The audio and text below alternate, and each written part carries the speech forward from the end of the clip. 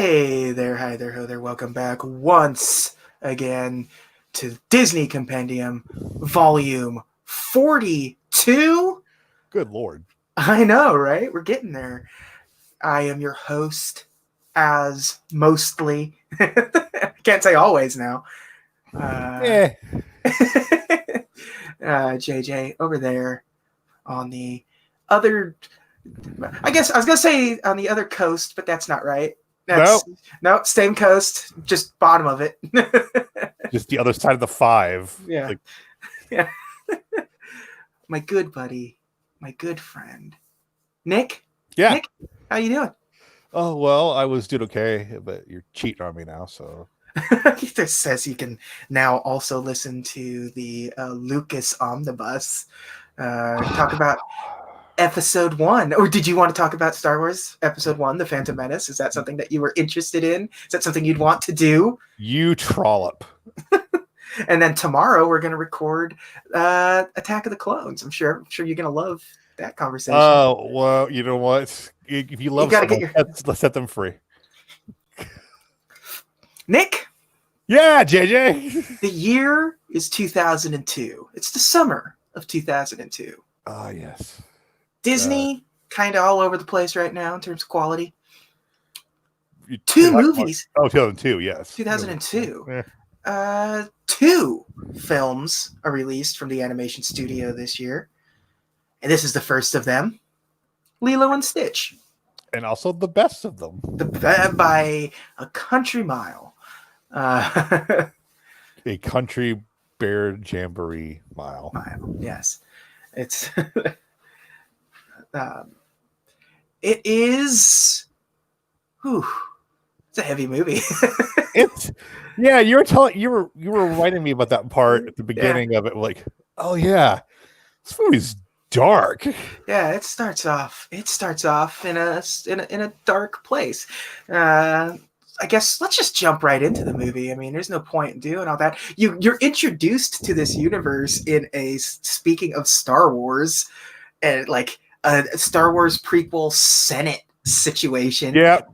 It's 100% just the Senate meetings from those movies. Is it canon now? Probably. Yeah.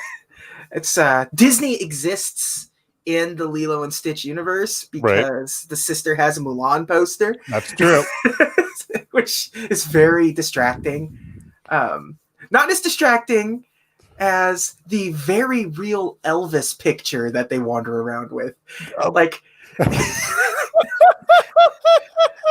it's not even like it's an animated picture of Elvis. It is just a real picture of Elvis that they've transposed into the scene, and it never looks right because it's real. So when they're rotating it stuff, they're just tilting the picture in the thing, and it just always looks a little off. It's very weird, just like the real Elvis. Yeah.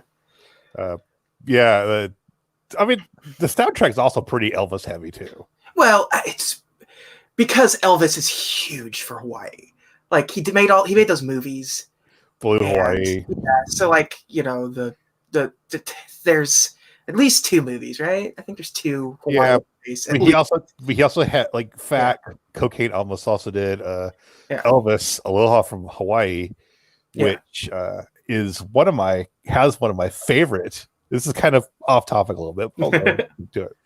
There's a documentary about that concert, and at one point, Elvis is in the car with the Memphis Mafia, and they go, "Boy, sure is warm here, King." And Elvis, I think it's like 3 years before he dies, maybe, severely overweight. He just goes, and you hear this, "Hot Tom in Florida," like his lips are hot Tom in Hawaii, and his lips separate, and it sounds like 2 frozen pork chops being separated. Just really, Elvis was in a great place at this time. And that's what I always remember is the Memphis Mafia. Sure is hot out here, huh, King?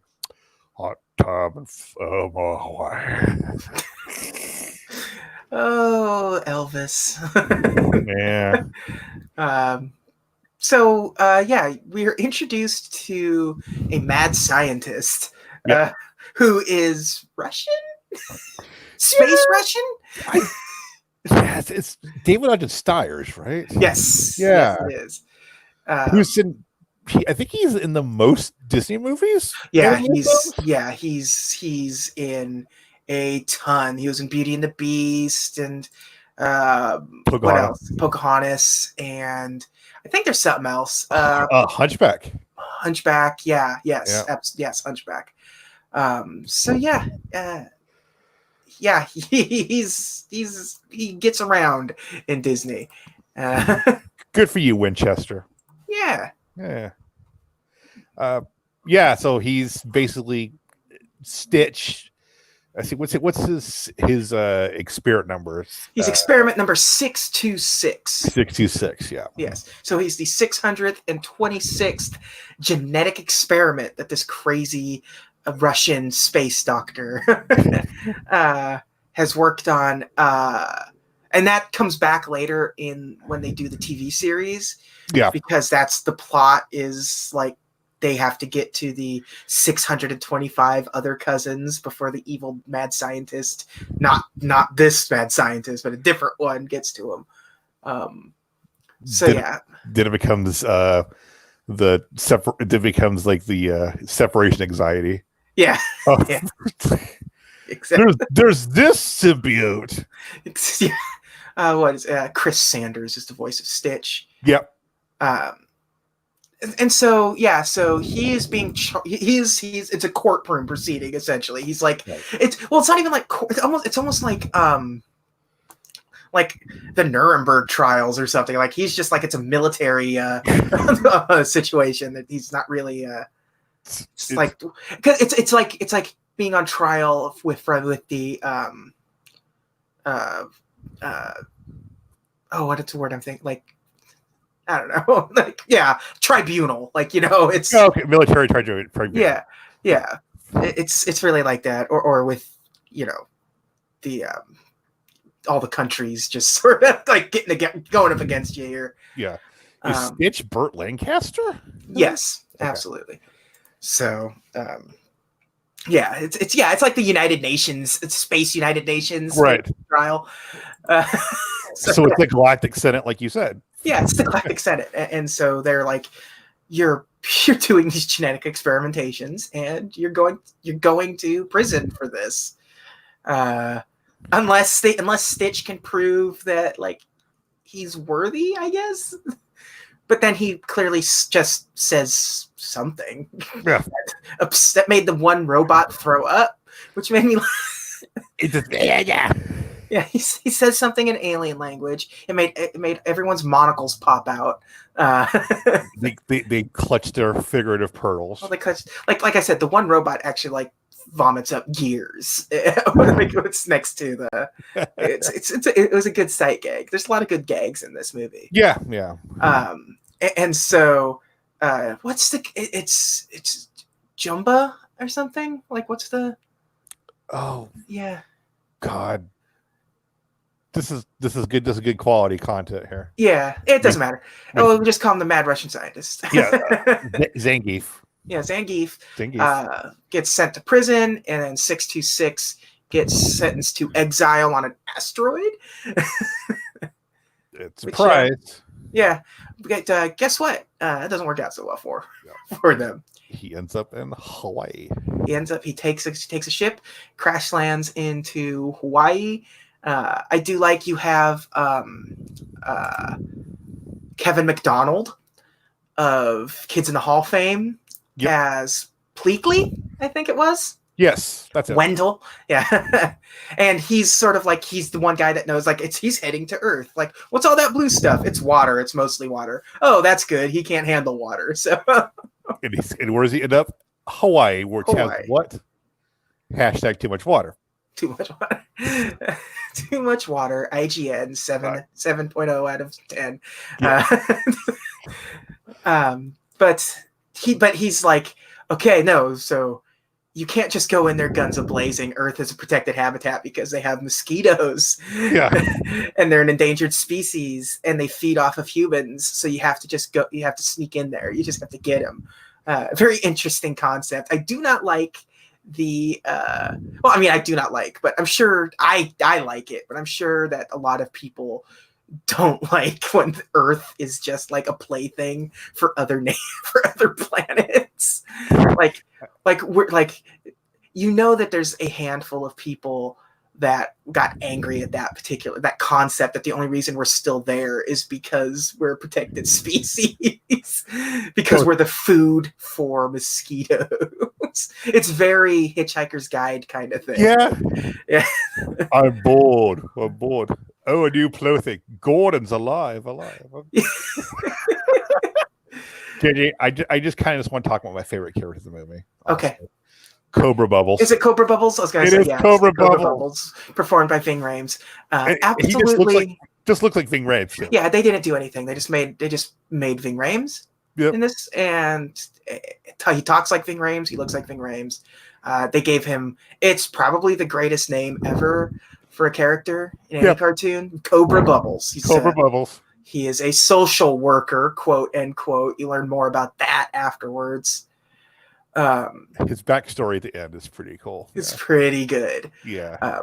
It also explains, because everyone in this universe is weird. Incredibly weird. Like, when presented with an alien, the only people that ever react are Lilo and her sister. Because, like, even what's his nose, the sister's love interest. Jason Scott Lee, who are David, just David. Like, he's just like everyone else has like Lilo, Nani, David. Jason Scott Lee. Like when at the end when he's just presented with the aliens, he's like, all right. Yeah. But everyone is also just unnecessarily a jerk to this family. I mean, like, the kids have every right to be a jerk to Lilo. Well, I don't know. I mean, they are bullying her pretty hard. Like, but like at the very beginning, like, they don't necessarily. You don't really get a whole lot of the interaction until after Lilo starts wailing on him, because before that they're just kind of acting like snotty kids. Yeah. But then, like, throughout the rest of the movie, they are just buttholes. Yeah. But he crashes the cop car into Hawaii, the space cop car into Hawaii, the red one. They were very specific about it being the red one that was crashed. I will tell you though, Lilo is totally the kid I would have been friends with when I was little. I would have been like, it's my friend Lilo. You're not allowed to go see Lilo anymore. No, can she come over? Absolutely not. No. She bit your brother last time he was here. She bit your brother, and she says her friend should be punished. Yeah. And she has a picture of Elvis with her. She has a high quality, glossy, giant 8x10 of Elvis that she carries everywhere. I kind of wish it was a velvet Elvis, don't you? It would have been nice. Like, she just unrolls it, and it's like, this is with my velvet Elvis. Yeah. But then Stitch, very confused about the planet, and then gets run over by like 3 trucks. And it just keeps on ticking. He no-sells it, brother. Yeah, he does. So he gets taken to an animal shelter, and he's a dog. And they think he's a dog, I guess. Well, he also pulls his extra limbs in too. Yeah, eventually, when he's there, he's not. But like it also, I like the scene like at the very beginning, like when he first wakes up and he sees the dogs cowered in the corner, like it's the Thing. Yeah, it's very good. Yeah. But now, okay, so we get introduced to the family basically. Right. It's Lilo at the school where she's different. We were talking about it a little bit. The character almost comes across as if she's on the spectrum. Yeah. And I'm not entirely. We don't mean that in a negative way. It's just this perspective. It just seems like intentionally that character seems to have been written to be she has trouble handling her emotions. She snapped at one point and she bit the kid and started wailing on her and everything. But she's also very intelligent and like you could tell she likes, the consistency of the life that she has. Yeah. But so I would like it's very well, like it may not be like it may be the intention, but it's not like in the script that way, but it certainly seems that way. If nothing else, just her sister trying to raise her on her own. Yeah. It's just a very unstructured environment. Yeah. Which is the whole purpose for Cobra Bubbles anyway. Yeah. So, when you get to their house, it's very depressing. It's when you said it was squalor. Yeah, like because like it's filthy. It's like she's got the paint pots. Like it is the kind of house where CPS would come in and take a kid away from. Yeah. And it's very depressing. And it's like, but you never get the idea that it's like negative in a sense. Like you never get the sister is at least trying. Yeah. She doesn't have, she needs a new job and everything. And the job she has is crap. And Lilo is troublesome. She's a troublemaker and people kind of not a big fan of her in town. And so this is where you meet the social worker, Cobra Bubbles, Ving Rhames. Cobra Commander. To sort of like, he just keeps kind of checking in throughout the movie to make sure that like, okay, this is it. This isn't good. I'm going to be back soon. Things better be at least improving. Here's my number. Call me if you ever get left home alone again. Yeah. He's not really a villain though. No, he never even comes across like he's like you feel sad for the family because they're trying the best that they can, but it's not really working out for them. And he is just doing his job. Like It really is not a great situation for them. The house is not in good shape. She's not really doing a good job at sort of taking care of the house. Mm-hmm. But again, they're doing the best that they can, and they're not overly unhappy, but they are miserable for various reasons because they're still trying to sort of make this work. Well, even you said Lilo seems to enjoy the chaos a little bit. Yeah. Like she's like, I don't have parents around, and I get kind of do my own thing. And she does, and she, she intentionally sort of sabotages the initial meeting where she's like, and I get disciplined with bricks and a pillowcase, like not the time for this, like, but she wanted that. She was going for that chaos. So it's a bit of a chaotic time in their life. She's not even chaotic neutral. She just a chaos. Yeah, but it's like it's a good combination with Stitch because Stitch is the same way. He doesn't have a family. It's that's the point of the movie. Like that's these for lack of a better term, it's like it's a couple of like broken people that sort of get together and like they're bettering one another. He really is a dog to her, even though it's a sentient creature that has thoughts and emotions and can talk and stuff. I mean, it is like a therapy dog for her in some ways. Yeah. It's he's basically a space criminal and. Yeah. I mean, like, and he's not like he's a space criminal now, like, because he stole the cop car. Right. But like his initial reason for being sentenced was just existing, which sucks for him. But this movie is, I mean, it's got these surprisingly deep moments in it. Yeah. And throughout, and all of the emotional sort of moments land. Yeah, which is very rare for especially a Disney movie. It's because it's usually only like the major emotional moment lands, but even like the minor ones like have some weight to them. Yeah, like the whole the what's a big thing when Ohana means family. Yeah, and that's a big, that we're small, broken, but still good. Yeah, and so that's kind of a little sweet sentiment. Yeah. Like they actually say that in the movie too. Yeah, it's small and it's broken, but it's still good. Yeah. And that's because also at the time, Hawaii was in the middle of significant economic downturn.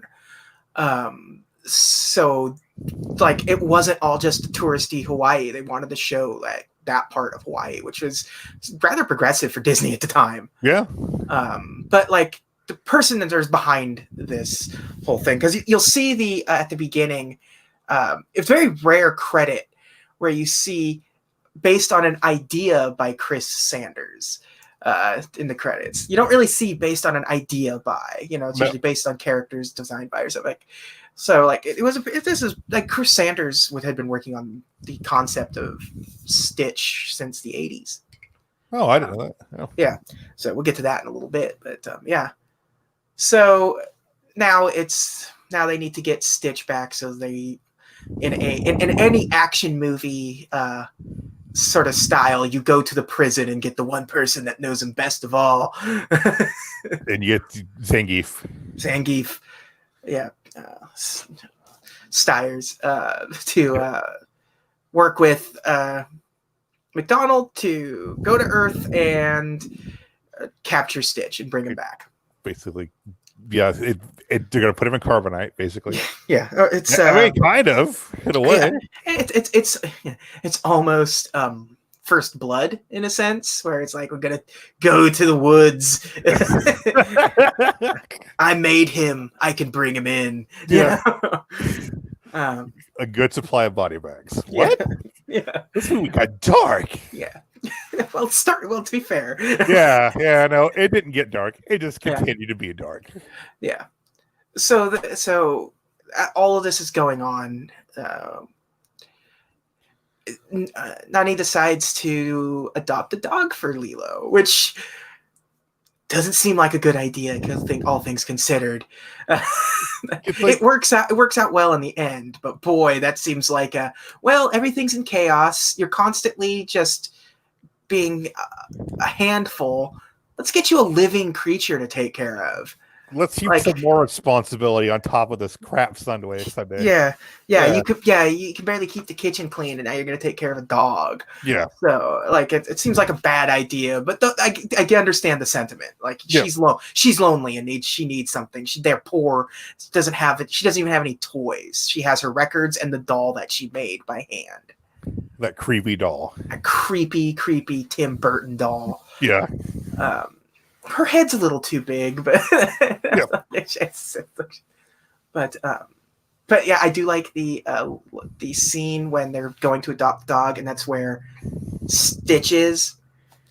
When she goes into the kennels, and all of the animals are just like on top of the cages, trying to get away from Stitch. It's a good visual. There's like weird animals in there too. It's like that's a turtle that's just up there. Well, I think she initially picks him because he's ugly. Yeah, because he's like aggressive and ugly. Like she's sold on him when he uses his tongue to pick his nose and eat it. Yeah. But like I like it when he looks at the poster and sees what dogs are kind of like, and so he just sort of does that. Like I said, it's the thing. Yeah. But he morphs into. Sucks his arms in. It's setting visuals for it too. Like it really doesn't look that great. He could just do that. Yeah, he could just do. It's not like the arms. It's not like General Grievous from Star Wars where they're like stacked on top of each other. No. He sucks them into his sides and they just disappear like he's made out of silly putty. Well, you made the whole scene gross, JJ. Yeah, but then he does it based off of a poster. Right. So. But I didn't think about just how nasty that scene is. Yeah. Yeah. And I like when the woman at the shelter is terrified. Like, he was dead this morning and you put him in a kennel with dogs? Yeah. You knew he was in there. Like, he woke up and he was in there. Like, so somebody put him there. A dead dog with living dogs. Like, what? What's wrong with your social service system, Hawaii? Yeah, jeez. Like, well, it cost $2 to adopt the dog too. Is that what it was? $2? Yeah, something like that. it was a very cute scene, though. I really like that scene. It was like, no, I want to pay for him, and then leans, can I borrow $2? And then she tries to hand her the dollars. He's like, no, you just give her the dollar. It was a very well done scene. It's very something a kid would do. Yeah, they made Lilo feel like a natural child. Yeah, like even if she has like these adult tendencies, she only knows how to express them from like a concept of adult, not actually as an adult. Yeah. So like, yeah. So, she's like the right kind of precocious. Yeah. Yeah. Yeah. She doesn't try to act smart. It's like whenever you watch a sitcom and the kid is always, what you talking about, Willis, kind of like he's just a little adult. She never comes across as a little adult. No. Which is good. It's very rare for a cartoon or even any film to have children feel like children. And they could have too far the other way. They could have made that character really annoying, but yeah, they could have. Your choices were you were going to have Anakin Skywalker from Phantom Menace, who was just an annoying little punk that people hated, or you had like Dakota Fanning and like Man on Fire, where she is just a little adult sitting back reading a newspaper, right? Like that kind of. It's like you could have gone either way, and they didn't. They actually made her feel like a natural child. And I thought you were going to say, for some reason, going to say Natalie Portman and The Specialist. Oh boy, or Leon the Professional or something. Leon the Professional. Sorry. Yeah. No. Like, or Taxi Driver, where it's or Kirsten Dunst in like Interview with the Vampire. Yeah, as she ages. Yeah, but no, I appreciate that a lot. Like it's something that feels like it could really be meaningful to a kid to watch this. Like it's grown up enough to feel like it can, and the kid is just enough like you where it can resonate really well with a kid. Yeah, and for the family, you watch it like those are real struggles that you could have. Yeah, it's like Roseanne, where it's like this is like a real family, like it's like they're getting in arguments. There's like yelling, there's like serious, deep things, but it's met with brevity in a lot of places where it needs to be, but they never use jokes to undercut the seriousness of the issues at hand. Yeah. They never interrupt when something serious and emotional is happening in this movie. They never undercut it with a joke. Which they let it lie and just it hits you. Yeah. So they adopt the dog. They adopt the dog, and I mean, for the most part, from here on out, the movie is just sort of like them trying to figure it out while this alien is trying to be caught. Yeah. And Lilo starting to realize that what Stitch is. Yeah. Yeah, like something's not right here, and he can talk, and like it was the record player thing where she like comes in like, Nanny, yeah, you're gonna have to see this, and like puts his finger on the record and keeps opening and closing his mouth. That's Elvis plays. Like something's wrong. Nani just kind of like part of it she kind of brushes it off a little bit too. Yeah. She's got bigger fish to fry, and I don't think it's really quite settling in on her brain what she's witnessing. Yeah, it's like I can't deal with this right now. Yeah, I got bigger fish to fry because you're about to get reintroduced with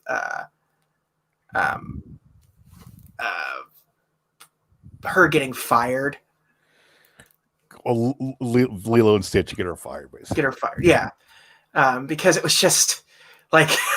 Just grade A disaster because of Lilo and Stitch here. Mostly Stitch, but Lilo is egging it on. It's like she was like a waitress, basically. Yeah, basically. I guess that's what or David got her the job, I think. Yeah. Well, at the he's always just sort of there, but there's no character development for the David character. He's just the surfer friend that he clearly wants to date her. Yeah. is also like he's not being pushy. He's just being a good friend. Yeah. So like he does want to date her, but like it's never like, well, if I do this for you, then, until the very end where he's like, well, you can start dating me. Yeah. Yeah. It's like he's like, I'm just going to be in the friend zone forever. Yeah. Like, no, David. Yeah. So Cobra Bubbles gives the ultimatum, like, you get a job or else this is it. And Lilo will go to a foster family. I said family, and I don't know why I said family. My tongue slurred on that one. It's hey, listen, we don't. This show's not live, so I could have edited it out, but I drew attention to it. So yes, and I'm giving myself more work. I'm just not that interested. You're like, I can listen. I'm doing like 6 podcasts right now. Yeah. The fact that I'm functioning at all as a person. So the next day is find a job day, and she's bringing Lilo and Stitch with her to every application she's trying to turn in. And that goes about as good as you can guess. Absolutely. every Lilo and Stitch are also trying to just do their own thing, where like Lilo is trying to make him accustomed to being a person in Hawaii. Teaching about Elvis and teaching about Elvis, and this is where the actual photo of Elvis comes into play. A Hawaiian roller coaster ride. Yes. Yeah. That song was a huge song. Yes, it was. Yeah. But so all of them go to disaster. The scene where Stitch is completely dressed up as Elvis and doing actually a really good job at doing Elvis thing until everyone starts freaking out about it and like taking his picture and like he's got the white jumpsuit and the pompadour and it's great. It's great. But then they're all taking pictures and it's making him panic and he turns back into like a feral dog for a couple of seconds. And destroys the entire beach, like basically. I mean, you had to have the drama in there. Yeah. So all of her job prospects were just shot down because of disasters of Lilo and Stitch. So David is like, let's just go surfing. Yeah. And they do, and things are going great until like the aliens are back to capture Stitch. And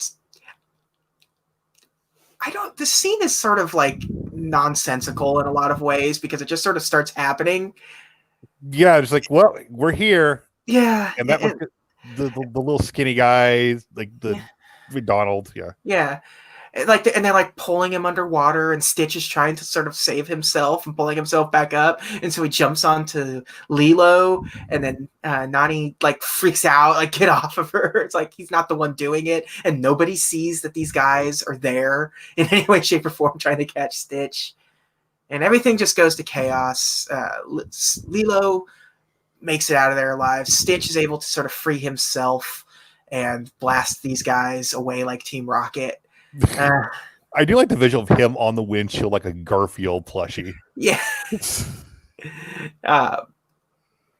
And boy, after all this said and done, and he almost died. I want to go back a second and talk about how the mad scientist doctor is starting to recognize that this is weird, that he is becoming domesticated effectively. Like I didn't design him this way. Yeah, it's like you could see that like his character never comes across as overtly evil. He just doesn't want to be in prison, and he doesn't see this creature as sort of a living thing. Like it's just something I made.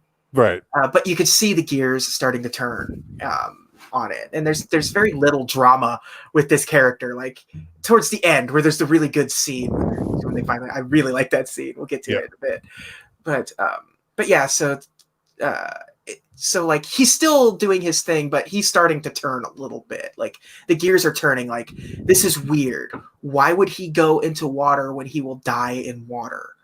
I don't understand this. Like it's like he's destroyed everything and now he has nothing to do. So what will he do? He just goes to sleep, reads a book, goes to bed. Yeah. it's like, he's like the gears are turning in his brain, and you get a payoff with that too, which is nice. You get the thing where like Nani's raising Lilo, but Lilo in turns kind of raising Stitch. With Stitch, yeah. Yeah. It's a broken family, but they're making it whole by sort of helping each other where they needed to be helped. Because Stitch is helping her sort of direct her chaos. Right.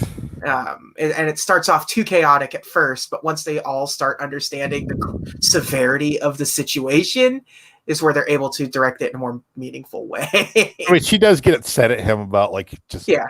It's like even the point like you're too much for me now. Yeah. Yeah.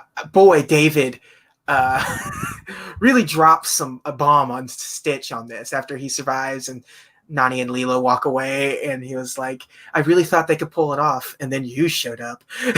Yeah. Like, oh, geez. I was going to date her, but thanks a lot. Yeah. Cobra saw this whole situation and is like, well, tomorrow she's gone. This is it. Yep. This is not appropriate for a child.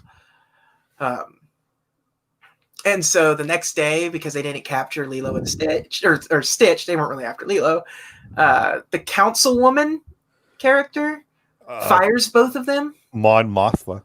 Mon Mothma fires both of the characters, and so now they're gonna do it their own way. And then she sends King Shark out to yeah, I mean, yeah.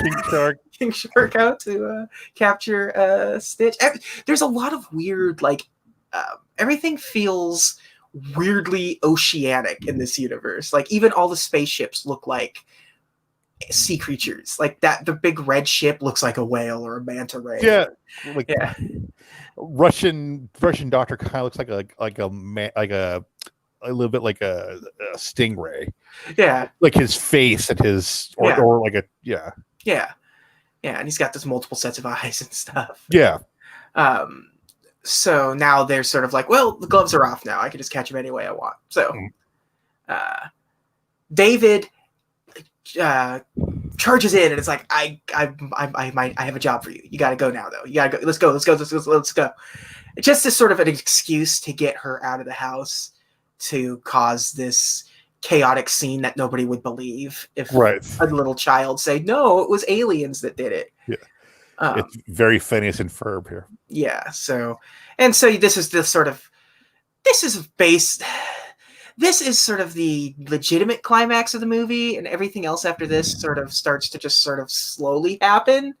Like even though Stitch gets caught after the fact on this, it doesn't really ever feel like a climax. Like this is the big action set piece where you have the two alien characters hunting Stitch down in this house, and Stitch is sort of kind of fully human at this point. Right. And he's a little more docile than A little more docile. He's talking better. Yeah.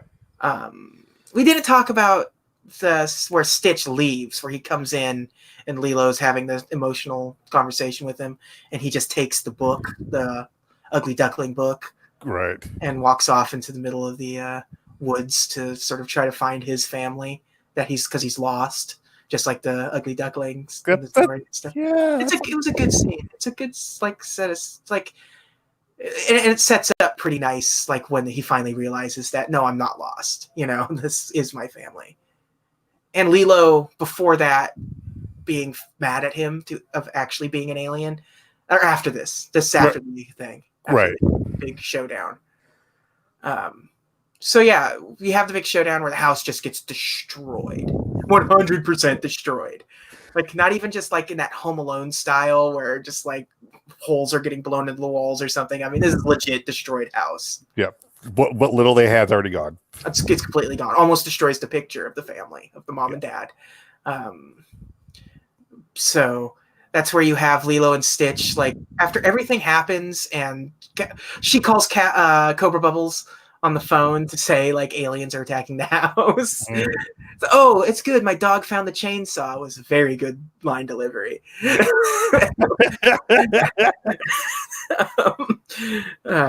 like it. And he's like, wait a minute, what? No, don't hang up the phone. So yeah, you have that scene play out. Cobra Bubbles gets there after the house is destroyed, and when he does the line delivery, when Ving Rhames does the line delivery, was like, "Is this good for a child?" As he's pointing at the smoking rubble of the house.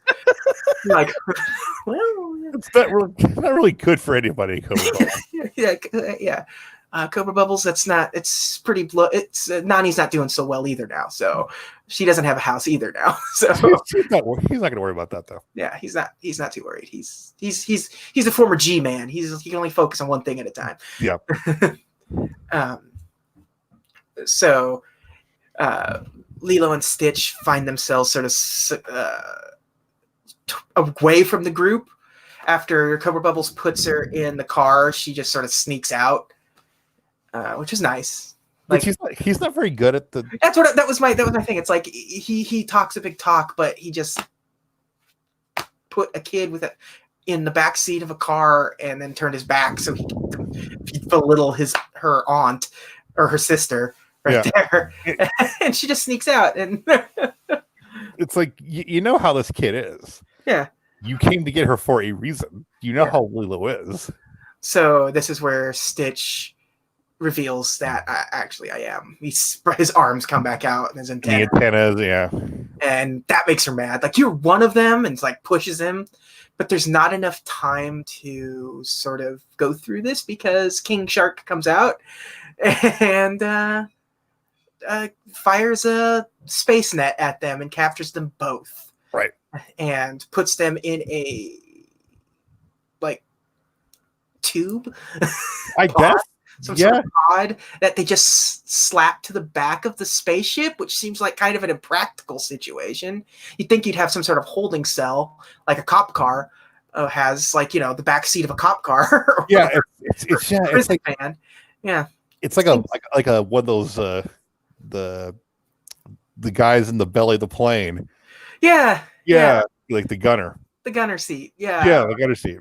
Yeah, it's very weird setup, and it exists solely to let him escape easily, right? And which he does, because, like I mentioned earlier, clearly he's made out of silly putty, right? Because he just sort of finds a gap and was able to squeeze himself out of it, and then, like, not intentionally, but it's the only way this could have happened was like he gets out. But Lilo stays behind, so now she's going into space as a prisoner. And he tries to get her out, but but there's hard enough. Yeah, like I like when the sister is like runs into Stitch and is like, "Where is she?" And he starts to just try to talk, and he's like, okay. Yeah. And it's like perfect English, and then she just loses it. Like, it's just like, oh, now I believe her. Yeah. This is why it's always that misunderstanding. Yeah. Oh, big reveal turns out. So what happens next? Nani.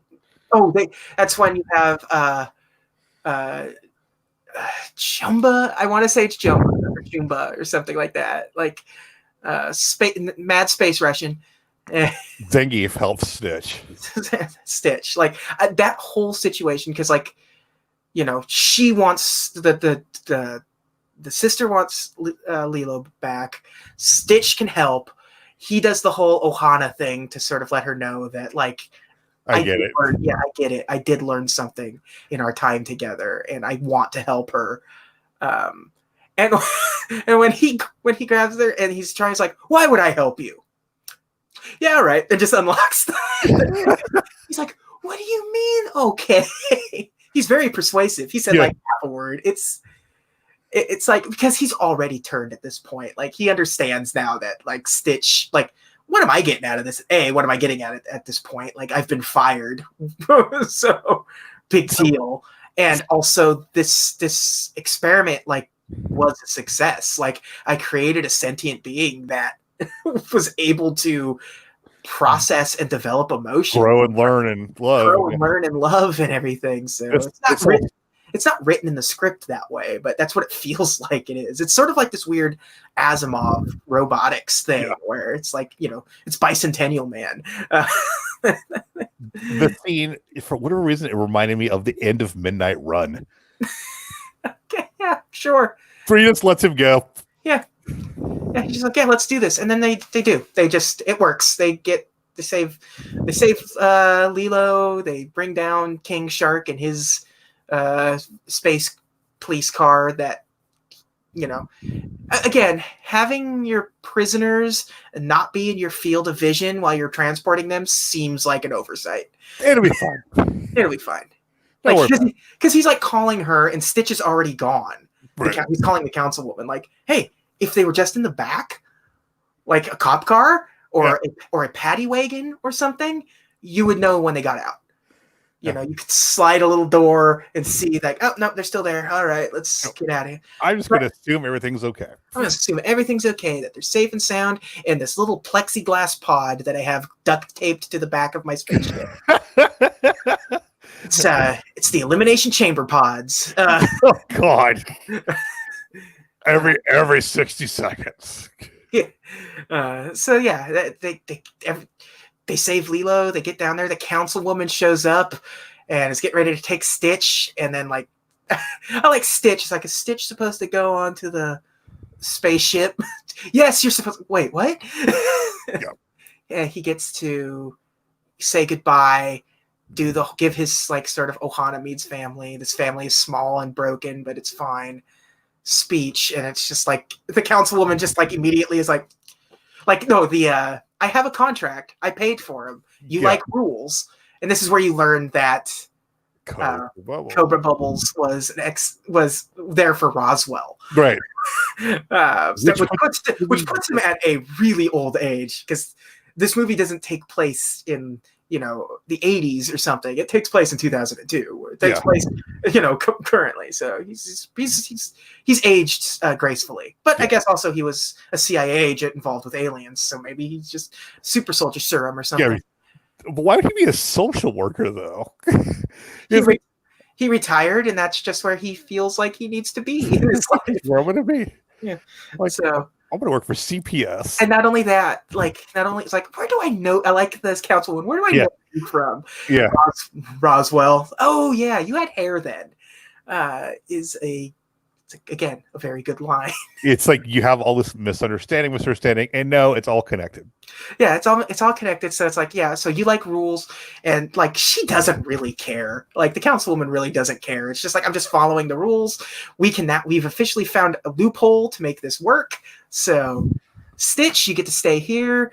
Earth is protected now, or this family is protected now because he's in your custody, and you two are staying behind, the other aliens, and they seem to be living a happy life on Earth too. Evil space, like the space Russian and Kevin McDonald. Yeah, I don't know his character's name. It's Kevin McDonald. It's Kevin McDonald. He's yelling about a gazebo. It's great. My gazebo. Kids in the Hall. I just want to. So good. Canadian sketch comedy.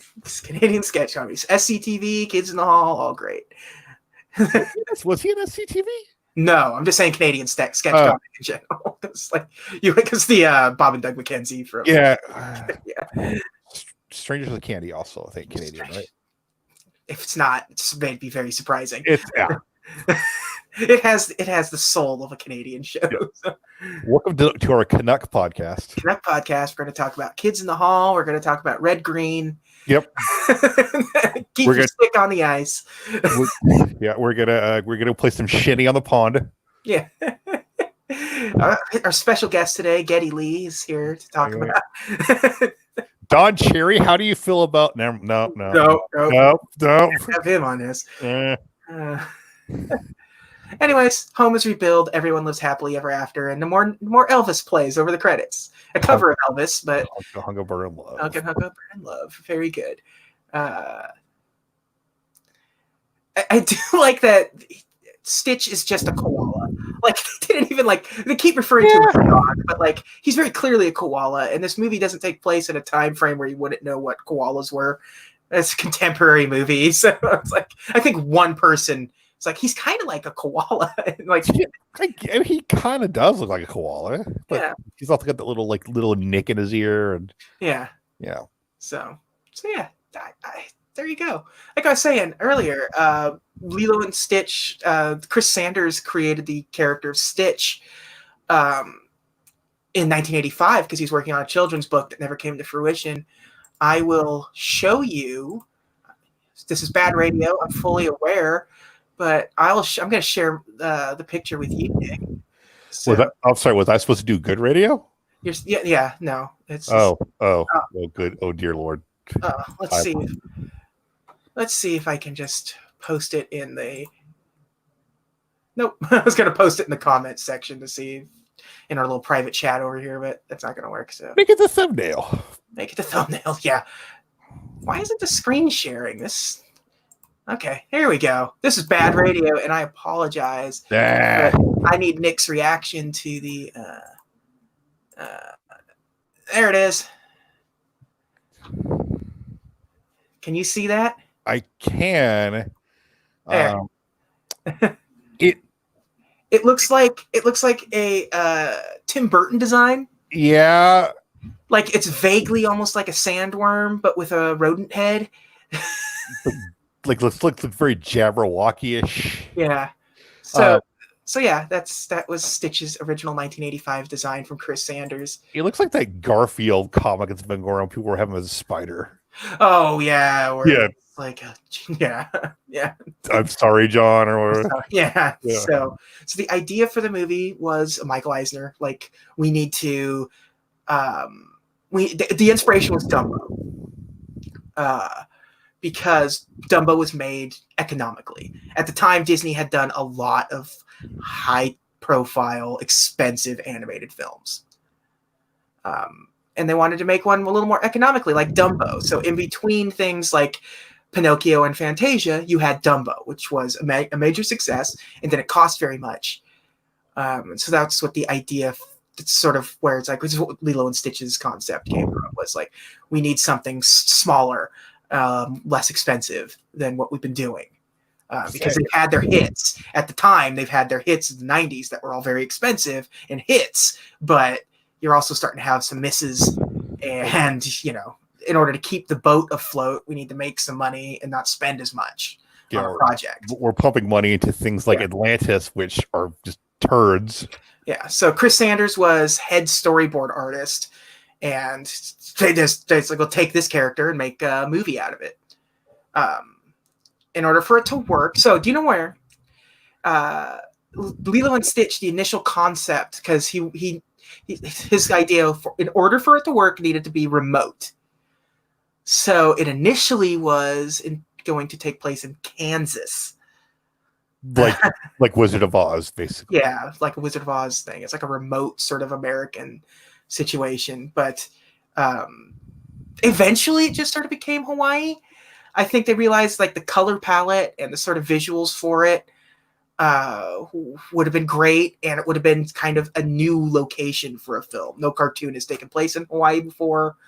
It's all sort of, early Europe and, there's early America. Yeah. And there's still Polynesian influence. Yeah.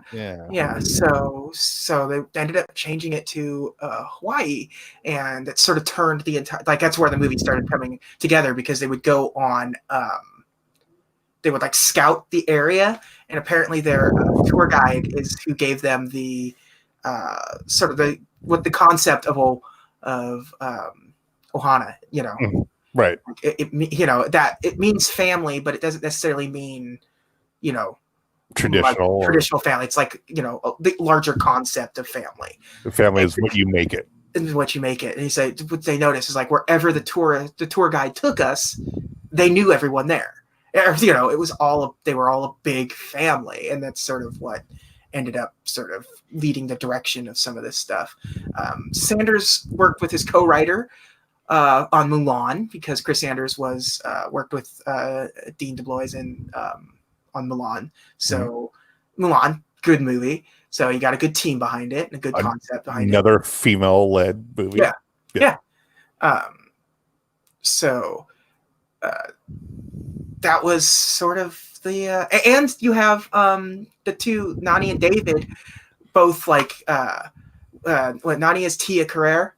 Tia Carrere, who is she is Hawaiian. She's Hawaiian. She's native Honolulu. Jesus and Scott Lee was born and raised. Now I don't know born, but raised in Hawaii. So he at least had, you know. Well, he's Asian American. Yeah, he's Asian American, but he like grew up in Hawaii. So they understood Hawaii and they understood the dialect and they understood how to talk. And so like you would get like Hawaiian terms and stuff because they knew what they were doing. Like this is going to be your job, and not just doing the voice acting, but sort of helping us with how they would say this in Hawaii. So, Hawaiian noises. Yeah, it was also the backgrounds are watercolor, which is very cool. Yeah, you kind of tell. Yeah. It's so again, just like early Disney features, like they sort of had moved away from the watercolor thing, but they went back to it. And it's Sanders' art style. It looks completely different from pretty much anything. It's like Atlantis on one of the last episodes we did, where it's very this character designer's design aesthetic. I mean, I guess the closest thing I can equate to is Mulan, I guess. Yeah, I mean, because again, he's a storyboard guy, so it would be his designs. Yeah, like his Nani has like there's a little bit of resemblance between her and Mulan, but not a ton. Yeah. And she's in her bedroom. She has a Mulan poster, right? So and like the sci-fi designs are really good in it. The red spaceship, yeah, the red spaceship in particular is really good. The Senate scene is kind of neat because it is very much inspired by the Star Wars prequels, which were still sort of existing at the time. Like, you know, Episode 1 is fresh, and you know, Revenge of the Sith hasn't come out yet. And Disney doesn't own Star Wars yet at this point. Yeah, but they're very close with Star Wars. Yeah, they've got two arch. Yeah, so and the prison was the prison reminded me of something, and I can't put my finger on it. Wasn't the raft, was it? I mean, yeah, I guess. I mean, like it is basically the raft. Yeah. But yeah, I'm trying to think of. Let's get to one of our favorite parts of like the legacy of Lilo and Stitch, because there's a lot of legacy that's left behind with Lilo and Stitch. Quite a bit. Yeah. Boy, was there any like toys? Like when I say toys, I mean like, you know, fast food premiums and like promotional stuff. I don't think so. I don't think so either. I feel like the marketing wise, it was just like some really good trailers and stuff, but I don't think there was. Yeah, let me. It was a budget movie at the time, so you know what I mean. There wasn't much. They put more to Treasure Planet, which was coming out later in the year, than they did to this, because Treasure Planet was the expensive one and this was the cheap one. I would argue there's more Lilo and Stitch merch out now than there was. No, yeah, absolutely, because this one ended up being a success. Yeah, whereas Treasure Planet did not, and this movie made money and proved to be sort of a exploitable franchise, which I say that both negatively and positively. My youngest son went as Stitch for Halloween. Hey, see? Yeah. What is it? Because, okay, so Lilo and Stitch cost $80 million to make and made $273 million at the box office. So it's a massive success compared to Treasure Planet that cost $140 million and made less than 110. Jay, not to interrupt you, but there were in fact Lilo and Stitch half meal toys. Oh, that's good. I don't remember them in the slightest. No, that probably would have been the point where like, yeah. Actually, they're actually pretty decent looking. That's good. Yeah. Sorry. So no, that's fine. So anyway, so this movie didn't cost much, made a buttload of money, whereas Treasure Planet cost a buttload of money and didn't make any of it back. Movies never make their money back, but it's all about a matter of like visual appearance of making money back. Yeah, you fudge your numbers in a way where it looks like you could Google Hollywood math and just get a crash course in exactly how no movie has ever made money. That's just how the studios work. So the thing is interesting when you go to because if a thing has a franchise section on Wikipedia, they're usually not that long. Boy, howdy, the Lilo and Stitch one. Is because it's not just like, there's theme park stuff, there is video games, there is multiple movies and a TV series. And the soundtrack was a huge hit. There's just comic books and everything. So it's still got a pretty decent following. Yeah, and to this, like, the Stitch merchandise sells really well at the theme park. Absolutely does. You go to the theme parks and you see a lot of Stitch hats, because of the head and stuff. And Stitch plushes are incredibly popular because it is an adorable design. Yeah, when he's in dog mode, he looks. It's very cute. We just got the Disney minifigure series 2 Lego one. Yeah, we got Stitch in there. So yeah. And and they kind of went with like some established characters in those two series. Yeah, they went with Stitch. Yeah. So the movie opened. Let's see. It opened behind its first weekend. It made $35 million behind Minority Report. So it's hard to compete, even especially for Disney at this time in their sort of existence. You're not going to compete against Steven Spielberg. No. So even though Minority Report, it's all right. It's certainly, this is the better movie. But it is, again, it's a Steven Spielberg movie, and it was a Tom Cruise movie, and it was just a perfect, like, even today, a Steven Spielberg movie starring Tom Cruise would probably be the #1 movie at the box office its opening weekend. Like, so he did Minority Report and World of Worlds, right? Yeah, those are the two they'd worked together on. Yep. And so I'm gonna look at movies in 2002. I want to see exactly. The first thing that comes up is Minority Report, which is funny. Wikipedia, what are you doing? They're asking for money, and I don't like it. JJ, if just one person, if every person that visits Wikipedia right now gives us $2, we will still ask you about all of it. That humor? Yeah. Thank you for watching PBS. It's pledge drive season again. If you're enjoying the Carpenter's Christmas, considering donating. So critical reception when it came out, fantastic, very well received. 86% on Rotten Tomatoes. The little, like, when they give the little blurb underneath the movie as to why it has the rating that it has, it says edgier than traditional Disney fare. Lilo and Stitch explore issues of family while providing a fun and charming story. So, I mean, that kind of sums it up. But it is edgier. Absolutely. Yeah, absolutely. And like I said, the thing I appreciate so much is that they don't let comedy underscore the seriousness of when something sad is happening. They let it happen.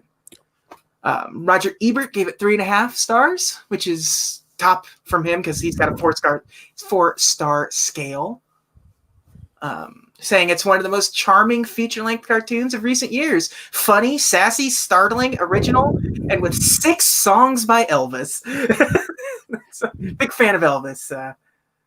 I just love he put sassy in the review. He's right. I think, this movie's sassy. What's the heart of it? Sassy. Yeah. So it's great. It's great. It's an enjoyable movie, and especially in contrast to like kind of what we have behind us a little bit, mostly what we have in front of us. Especially what we have in front of us for a significant amount of time. Well, yes. Yes. Unfortunately, it looks like there might be a live action adaptation coming from the people behind Aladdin. So that's unfortunate. Let me ask you a hypothetical here. Yeah. If Lilo and Stitch hadn't worked, would we have gotten a Moana?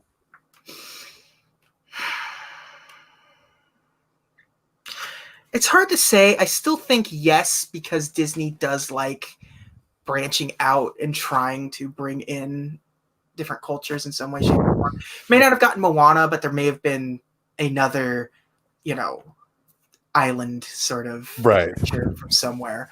But I feel like Moana does owe something to this. I can't imagine it not. I mean, and because this movie was up until Frozen, this was sort of like the only sort of animation studio film in the last, in the 2000s that had any sort of impact or lasting appeal. Cultural impact, yeah. Culturally, and so it had to have helped. Yeah. Or at least on Disney's end, where like, we could revisit this. Yeah. Because I was gonna say we can talk about video games, but there are too many of them. There's a lot of them. It's Lilo and Stitch for the Game Boy Advance. Lilo and Stitch: Trouble in Paradise for the PlayStation. For Trouble in Paradise? Yes, Lilo and Stitch: Trouble in Paradise. Huh? Did they do SOS? Don't. We've already met our quota of wrestling references. I hear them call it. Anyways, that was a PlayStation and computer game. There was a PlayStation 2 game called Disney's Stitch. There was a game called Disney's Hawaiian Adventure, which was one of those activity center games. Lilo and Stitch Pinball for computer. Lilo and Stitch 2. Do not know how to pronounce that in any way, shape, or form. Hamsterville Havoc. Okay. What? I think Hamsterville might be the villain from the TV series. Oh, okay. Disney Stitch Jam, which is a rhythm game. Okay. So that makes a lot of sense. That actually makes a lot of sense. Yeah, because I wanted the soundtrack just all Elvis. Yeah. There's another rhythm game for the DS. There was an iToy game for the PlayStation 2. It's in the Kingdom Hearts franchise, Disney Universe. If you go to the Tomorrowland area in Disneyland Connect Adventures, Stitch is there. It's Disney Infinity situation going on. Yeah, he was. They did make a toy of him. That's right. Yeah. I've ever seen the Stitch. Yeah. But and Theme Park. Now, Theme Park has an interesting thing because people liked it, but it was Stitch's Great Escape is in Disney World, not at Disneyland. So Stitch's Great Escape was a retooling of the extraterrestrial alien encounter, which was an absolutely terrifying Disney attraction where you're being kind of hunted by a xenomorph, basically. That was the original intention, was it was going to be an alien ride based on the franchise Alien. I would have loved to ridden that. Yeah, and so, but they ended up, eventually it went from extraterrestrial alien encounter to Stitch's Great Escape, and it doesn't run year-round. So there are times where it's just the Stitch alien encounter where you just go in there and visit Stitch. So you just hanging out. Yeah. And in Tokyo, they rebranded the Tiki Room for a bit to be. That makes a heck of a lot of sense. More sense than when they did it with the Lion King at one point. Huh? Yeah, like it was like they well, it wasn't the Lion King. I think it was. So like the Enchanted Tiki Room under new management, and This is why we're going to have a theme parks podcast at some point. Yeah, because it was Iago. Okay. And what's the bird from Lion King? Zazu. Or no. Zazu. Zazu. It was Zazu. Zazu. And so it was like they introduced them into it. Everyone hated it because the Tiki Room is one of those like don't you touch the Tiki Room kind of rides. And these characters aren't really beloved. Yeah. Well, Lilo and Stitch is at least island themed. Yeah. Yeah, exactly. Like neither Aladdin nor Lion King. Both of them are desert based. Like, yeah, so shoving them into this Polynesian theme thing. But it stayed that way up until a fire broke out, and then they like shut it down, and then they just brought it back. It's normal. God's way of saying stop this. Stop this. But that went on for a while because like they did that in like the late 90s, and it was that way until like 2011. So jeez. Yeah.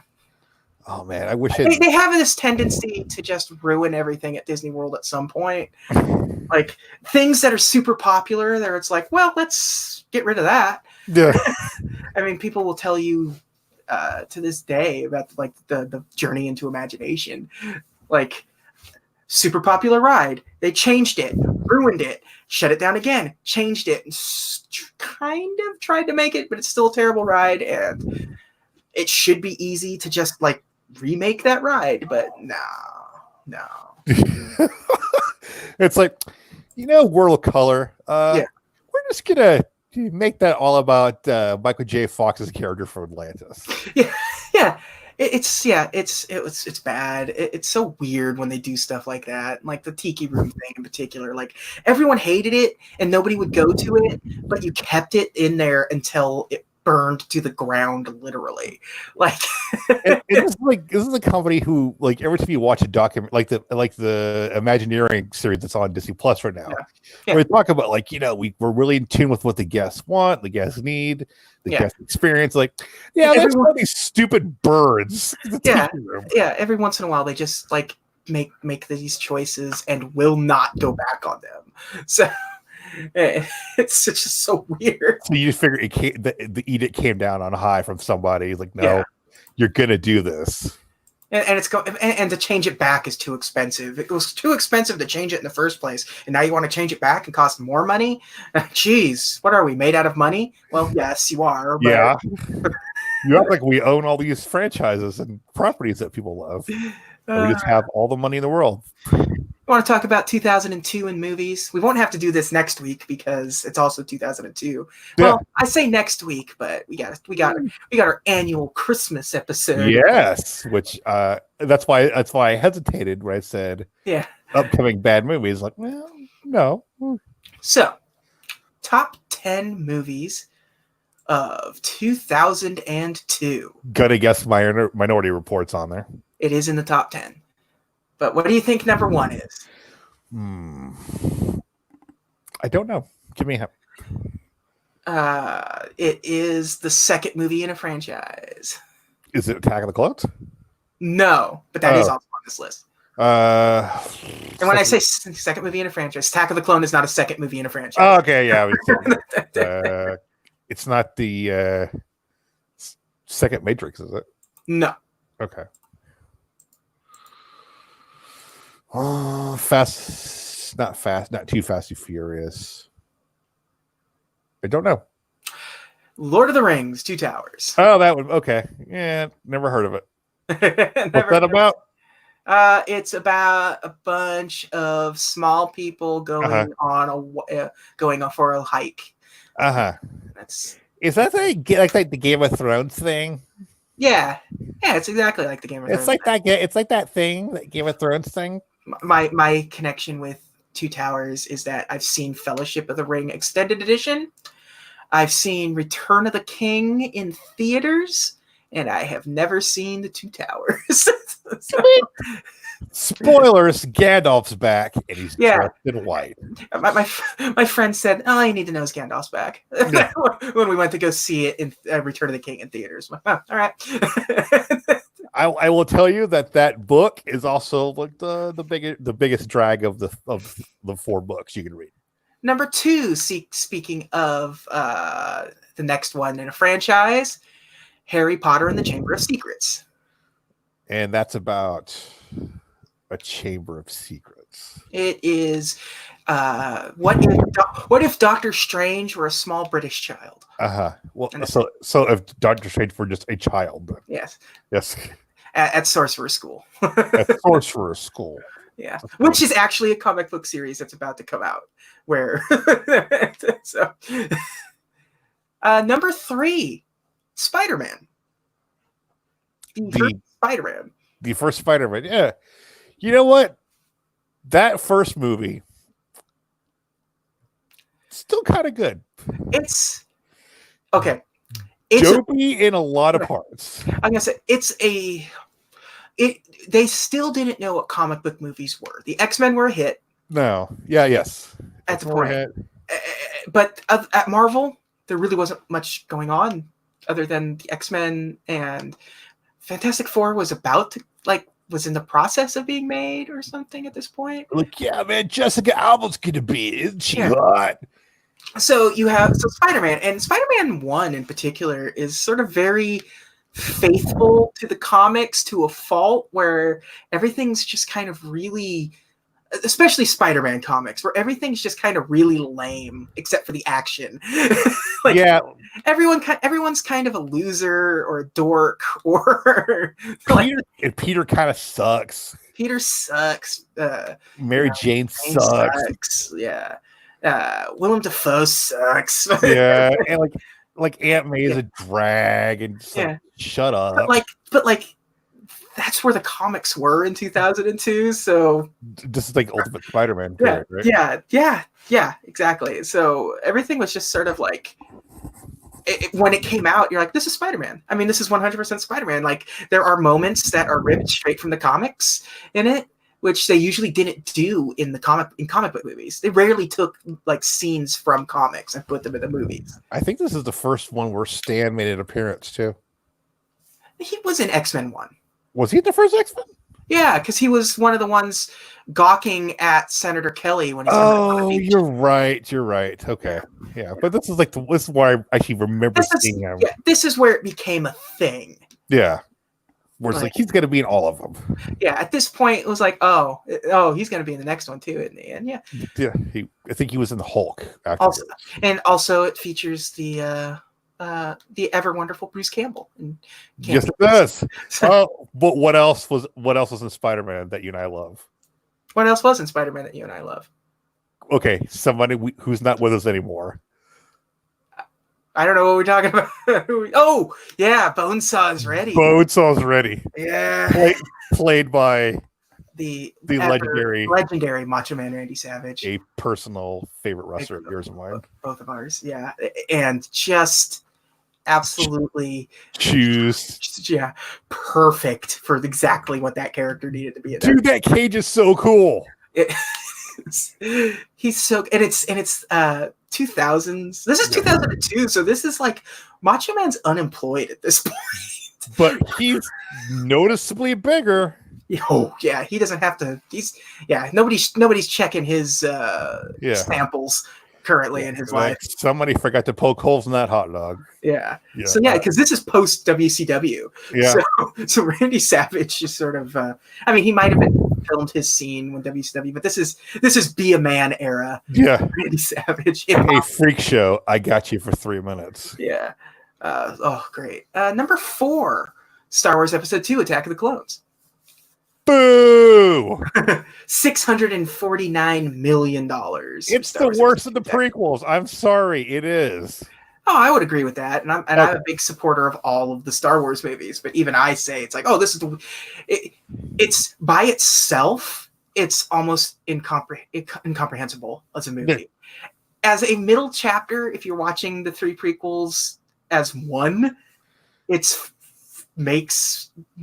more coherent somehow. It's still the weakest. It would be the dragging part of the movie. it's the movie where you're like, oh yeah, Hayden Christensen, yeah, he shouldn't be a thing.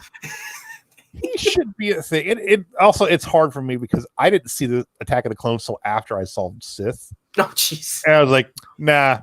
There's some really cool visual moments in Attack of the Clones. There's some really cool, like when he's on like Camino with the aliens, like that all looks really cool. And the stadium fight, not so much. Not so much. It should be better than it is, but it's just simply not. But also, but on the other hand, the Dooku Yoda fight's pretty rad. Yeah. I just like to like, hey, so this is where Boba Fett comes from. Yeah. Yeah. It was very. Number 5, Men in Black 2. I like Men in Black 2. It's okay. It's not great, but I think 3 is better. Well, 3 has Josh Brolin in it. Josh Brolin, and actually has some emotional weight to it at the end too, which is nice. Men in Black 1 is still absolutely phenomenal. Yeah. And it stars my boy Vincent D'Onofrio. Give me sugar and water. Yeah, his physical comedy in that movie is top notch. Yeah, I still sometimes just do that with my coworkers. Like, put my hands on my hand like this. He's so good at it. It's great. Good for you, Kickman. Number 6, Die Another Day. Huh. Yeah. Huh. Yeah, the Halle Berry James Bond. The Madonna theme song one. Yeah, the main villain has diamonds in his face. Boy. Yeah. It's not good. No, it is not. It's his last one, right? Was it his last one? Maybe. I feel like it was his last one. Because canceled spinoff. What? Of what? Die Another Day. Oh God. It was originally for MGM was set to set a film series that would be a Winter Olympics alternative to the main series. A spin-off based on Michelle Yeoh's character of Wai Lin. Oh God. I think you know what? I think you're right because it was like 4 years later we got Craig. Yeah, Casino Royale is 2006. So yeah. Yeah. Oof, boy, dodged a bullet with that spin-off. God almighty. Oof. Yeah, that's not Bronson movies. Goldeneye was fine. Goldeneye's fine. I still really like Goldeneye. Yep. It helps having the video game connection a lot. The world is not okay. It's okay. It's okay. Yeah. But yeah, no. I guess that's disappointing that it made $432 million. But God, why? Because James Bond was like, because of Goldeneye and because of what our age group, was really into James Bond again. So it was always going to make a bunch of money. Did we stop being into James Bond? Well, but yeah, because remember there was a period after there was a period where they thought the Dalton movies was like, even Dalton was like, this is probably it for this franchise altogether. I killed it. Yeah, and then they just there was sort of a belief that James Bond movies weren't making a lot of money and the people just weren't going to go to them anymore, and they sort of slowed down, and then they rebooted it with Goldeneye after Broccoli handed it off to his daughter, like the franchise, and then they Goldeneye, and it's like out the gate is a massive success. So and then we got a trailer for a new one 2 days ago. So yeah. Yes, so number 7, Signs. I like Signs. Signs, yeah. It's problematic. Yeah, but still, I mean, Shyamalan. Signs was like his second one, right? After Sixth Sense, I think so. Yeah, it was probably his last. No, I won't say last good one because he had one more good one. Yeah, because Glass is fine and Glass is fine. Split's really good. Yep. Unbreakable's great. Yep. I genuinely like Unbreakable a whole heck of a lot. Size is just it's fun. It's a lot of people don't really have much problem with Lady in the Water. It's a hit or a miss for a lot of people. I don't remember seeing Lady in the Water. I definitely saw Lady in the Water. The Village was not good. I don't care what anyone. Oh God! I don't care what anyone tries. That's where the "what a twist" thing came from. Yeah. Yeah. The Happening is Mark Wahlberg and Deadly Plants. and also, I know my wife will never forgive him for ruining Avatar. Avatar, yeah. The Last Airbender, just absolute miserable. After Earth. Was that his? That was him. I was going to blame Will Smith for that movie. It's. Well, I always feel bad because what is it?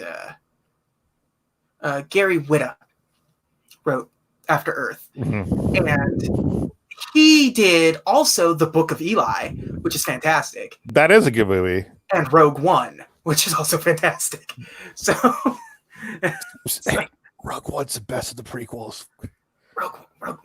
Rogue One is the best non-George Lucas Star Wars movie by a long shot, and better than the prequels.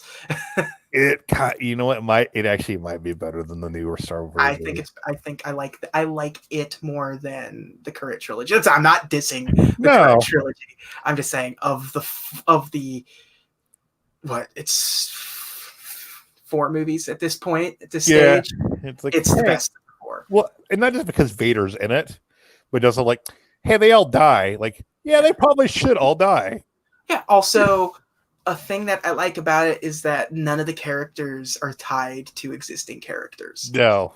It is a Star Wars movie that sort of lives in it lives in the overall universe, but nobody is connected to the Skywalkers at all. If it weren't for Darth Vader being in it, you know what I mean? Like, and Leia. Yeah, and Leia. Like, yeah. It's and they don't really play any pivotal role. Yeah, sure. So, yeah. Great. Anyways, where was I? Films of 2000. Anyways, Signs. Number 8, Ice Age. I think my oldest son likes Ice Age. I really liked the first Ice Age when I saw it. It became a thing. Me and my dad, for whatever reason, just kind of kept going to those movies whenever a new one was out. Don't know why. We weren't like massive fans, but we liked them enough to go see them, I guess. I think it's Blue Sky still cranking those out. It's 20th Century Fox. So, but Blue Sky is the company that does. Yeah. Blue Sky was the one that was animated. I don't know if Blue Sky is even like, because they did the Peanuts movie as well. They did the Peanuts movie, and I don't think they've really done. Oh, did they? No, they didn't do. Because I get that. Yeah, because the last one they did was in 2016. So. Ice Age. Yeah. Oh my! What? It's getting into the Lamb of Time area. Let's see. It is the 5th installment in 2016. Oh, wow. And then after that, they did the John Cena Ferdinand movie. Fantastic. Yeah. They're still making movies too, because Spies in Disguise comes out on Christmas Day this year, and it's that the Will Smith Pigeon movie. The Will Smith Tom Holland Pigeon movie. That looks bad. It looks like why is this being made? Even visually it looks bad. Like, it looks cheap. It looks like a TV show pilot. Yeah. Or like a fake movie within a movie kind of situation. Just like, what? And like the Will Smith's character design is designed like it was originally supposed to be somebody else and not Will Smith. Yeah, it's like Michael B. Jordan said no. Yeah, because like the Tom Holland character looks like it's vaguely Tom Holland. Like, oh yeah, I buy that. By the way, that's my. I'm gonna write a book called Vaguely Tom Holland. There you go. Yeah. Number 9, a surprising one for the year that came out of left field that shocked a lot of people that it was so big. My Big Fat Greek Wedding. My wife likes that movie. A lot of people like that movie. It made $369 million that year and was an independent films channel movie. So, what's the guy's name? The dude. He did that. Dude. He was in Northern Exposure. What is his name? That guy. Yeah. You know that guy. Him. John Corbett. Corbett? Yeah. John Corbett. Northern Exposure, Sex and the City, My Big Fat Greek Wedding, and its 2016 prequel. And he also has released 2 country albums. So well, okay. there you go. He's a country music artist as well. Real Garth Brooks, John Corbett is. Yep. And number 10 is Minority Report. So it's literally the top 10, but just by a hair. Yep. 2002 was the first year to see 3 films cross the $800 million milestone. Well, it's a big year for movies. Big year for franchises, and blockbuster put some money into something kind of movies. It makes sense that it was a big year for movies, though, because a lot of sequels this year, so it helped. Lord of the Rings, Harry Potter, and Spider-Man, and Star Wars, So. But you think about like it's Spider-Man, like keep in mind what it had just happened in our country. So escapism, yay! Yeah. I think we were talking about this recently. Where we're saying like, we're getting into that era of movies where it's starting to there's going to be a lot of exploitation in films, and tones are going to quickly change. Spider-Man in particular, really. Yeah. A hero saver. What else came out in 2000? Snow Dogs, Orange County. The Count of Monte. A personal favorite of mine, Kung Pao, Enter the Fist. That's a lot of nuts. That movie is an underrated classic. I love it. It makes me laugh still. I realize it's incredibly problematic and incredibly dumb, but it's so stupid.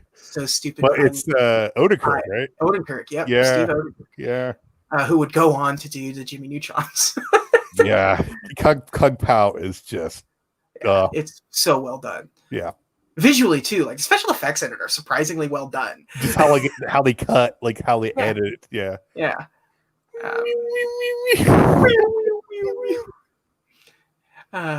Mothman Prophecies. I used to have a poster for Mothman Prophecies in my room. Why? Because it was free. Okay. I got it from like the local drugstore because we also rented movies, and they're like, "You want that? Sure." And it was kid. It was just hanging in my closet for a while, and like I like cryptids, So I was like, yeah, all right, that's cool enough. It's a cool looking poster. So it's like vaguely Silence of the Lambsy, and it's like a little bit. So hey, give the spooky poster to the video game kid. Slackers, Collateral Damage. See, Collateral Damage, it's like its legacy was that it was delayed because of 9/11. Yeah, and still having the unfortunate title. Yeah. Rollerball remake. Isn't Paul Heyman in that? He sure is. The story goes that he was like, I'm going to go to LA and negotiate for a network deal for ECW. And instead, he was filming Rollerball. So good. That sounds like a Paul Heyman move. Oh, what a sleazeball. Yeah. He really, especially when he was a promoter. He even had the ball cap on in that movie too. He did. He was just Paul Heyman in that movie. Like it was just through and through. Was Paul Walker in Rollerball? It's Freddie Prinze Jr., I think, right? Let's see. Chris Klein, Jean Reno, LL Cool J, Rebecca Romaine. God, just a slice of the early 2000s. Oh boy. Crossroads, the Britney Spears movie. Dear God. Yeah. John Q, Denzel Washington, trying to just kind of figure it out. Yeah. He doesn't know where he is in the overall scheme of movies right now. So. Like, I'm lost. Yeah. He's Stitch in this movie. He's in the middle of the woods with the ugly duckling, and like, I don't know. It's like he did Training Day, and he's like, all right, let's get away for the next thing to come around. Yeah. It just hasn't really figured it out yet either. Just kind of... I mean, Book of Eli was good, and then The Equalizer. Yeah, Equalizer's fine. Magnificent Seven, you kind of go. I don't think of him in that movie, which is weird, even though he's like, like one of the big stars. He's got the Yul Brynner role, yeah. Return to Neverland came out this year. That Peter Pan sequel that for some reason was released theatrically and not straight to video. Because people are stupid. I don't know. Yeah, I don't know. If you ever wanted to get a liter of cola, you could watch Super Troopers. Hey, came out this year. Hey, don't spit in that cop's burger. That movie's so good. This is like spit to you? Yeah. Yeah. Dragonfly, Queen of the Damned. Oh, yeah. The sequel to Interview with the Vampire. Starring Aaliyah in like her one movie role, and then she died. Did that have... What was the song for that movie? It wasn't an Aaliyah song. What wasn't? I straight up don't remember anything about that movie. It wasn't good. It wasn't that great. It was all right. It was all right. Just 40 Days of Night. We were so another vampire movie. Yeah. That's the better of the two vampire movies there. Yeah. Resident Evil. Yep. 40 Days of Night's based on a comic book, right? Yes. Yeah. Ali G into House came out this year. Wow. Hey, another vampire movie, or in this case, Daywalker. Blade 2 came out this year. I like Blade 2. Blade 2's great. Yeah, like there's a brain buster on a dude movie. Guillermo del Toro doesn't really do a whole lot of bad by me, so yeah. So it's Blade 2's good. Yeah, I like Blade 2. Sorority Boys, because this is where we're at still in American comedy cinema. Clockstopper, Death to Smoochie. Oh God. Yeah. Was that Kevin Smith? Death to Smoochie? Yeah. No, it was Danny DeVito directed that. Oh, I thought he wrote it. Okay. Adam Resnick wrote it. Okay. Starring Robin Williams and Edward Norton. There you go. Okay, that's like the mascot, the kid character. Yeah. Yeah. Panic Room, David Fincher movie. Oh my God, was Panic Room that long ago? 2002. Yep. What? I absolutely saw that in theaters as well. So that felt like it came out like 6 years ago. Surprise! Nope. Jodie Foster. Also, that's also The Rookie, another Disney movie starring Dennis Quaid. Oh yeah. Baseball one. Yeah, it's where he's like the Texas high school baseball coach. And, yeah. Big Trouble. Oh, that Tim Allen movie. Jeez, that was another one of those like it got delayed because of 9/11 movies. And also, we're still giving Tim Allen movies. It's 2002. He's still going to get tons of movies. Oh, man. I always said, like, Big Trouble in Little China. I'm like, what? Yeah. Did they make a sequel? High Crimes, starring Ashley Judd and Morgan Freeman. Van Wilder. Ryan Reynolds doing his thing. Yeah. It's Changing Lanes. That's Ben Affleck? Ben Affleck and Samuel L. Jackson. Yeah. Trying to ruin each other's lives. Yep. Frailty, The Sweetest Thing, Murder by Numbers, might be The Scorpion King. Yeah. Starring Dwayne The Rock Johnson. Sure did. Did they ever explain how the Scorpion King became the Scorpion Man? No, absolutely. Okay. He just is. It's were we talking about that last episode? Probably. Yeah, because we mentioned The Mummy 2 very recently. Where they just like reuse the toys. Yeah. Also co-written by David Hayter, who is the voice of Solid Snake. So Jason X came out. Yeah. Now we're talking. I unironically absolutely love Jason X. Jason X is it's hilarious. And it is a Jason movie written by a person that has never seen a Jason movie. And it's just sort of making a movie based off of the stereotypes of a Jason movie. Yep. And it is a comedy from start to finish. Yep. And it is fantastic. Like the scene in where they have the hologram to distract them. Yeah. And they're just like, hey, you want to... He's just like swinging that duffel bag. Yeah, just like a tree. Oh, it's so Jason good. Jason X is fun. It's a fun time. Yeah, I genuinely love that movie. Yeah. And for whatever reason, David Cronenberg has a bit role in that movie at the very beginning as the doctor. Really? It's David Cronenberg. So it seems like the kind of movie he would be in. Well, I mean, you would say like, okay, that's weird, but then you think about like Werner Herzog's in the Mandalorian for some reason. Yeah, and just like how you just get all that kind of stuff. You get, So Spider-Man, Ultimate X the movie. I don't even know what that is. Sounds like it's TNA's Ultimate X. It's a Alex Shelley, starring Alex Shelley. Yeah, no, it's a BMX movie. Attack of the Clones, CQ. I don't know. Nope. I think it's a Roman Coppola movie. Enough. Insomnia, Christopher Nolan before he did Batman. Yeah. It's very good. Al Pacino and Robin Williams, Hilary Swank, great movie. Highly recommend it. Spirit, The Stallion of Cimarron. DreamWorks animated movie starring Matt Damon and James Cromwell. I believe that's on Netflix as we speak. I'm pretty sure it is. Yeah.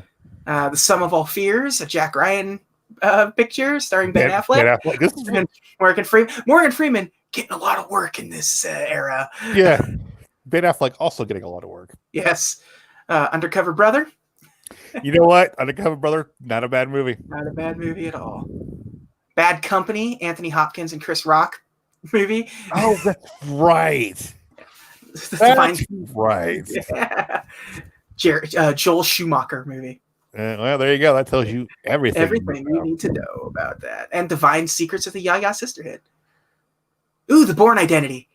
The Firstborn. The Firstborn Identity. Love that movie. Of the badass spy movies of 2002, between The Bourne Identity and Die Another Day, The Bourne Identity is the better movie. Well, but he's actually like you're like, oh, this dude's like incorporating like MMA holds into his fighting style. Very good. Oh, Scooby-Doo, that Freddie Prinze, Matthew Lillard live action Scooby-Doo. People come down, either they love that movie or they hate it. I like that movie. Yeah, it's fine.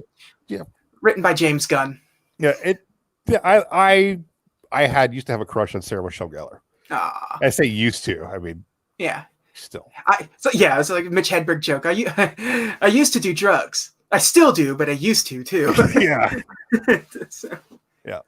Wind Talkers, Nicolas Cage, Christian Slater.